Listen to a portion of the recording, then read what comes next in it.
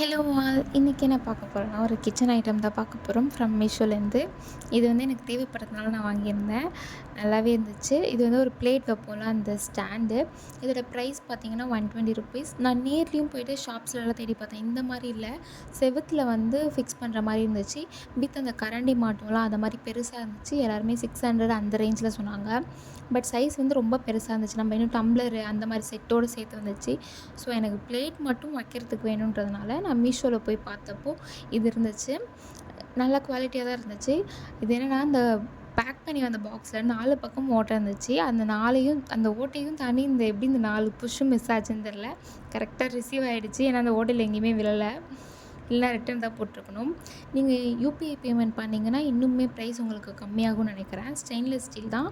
ஓவராலாக ஒரு 8 to 9 plates வைக்கலாம்னு நினைக்கிறேன். எக்ஸாக்டாக சொல்லணுன்னா குவாலிட்டி எல்லாம் சூப்பராக இருக்குது. நான் உங்களுக்கு பிளேட் கூட வச்சு காமிச்சிருக்கேன் பாருங்கள் எப்படி இருக்குன்னு.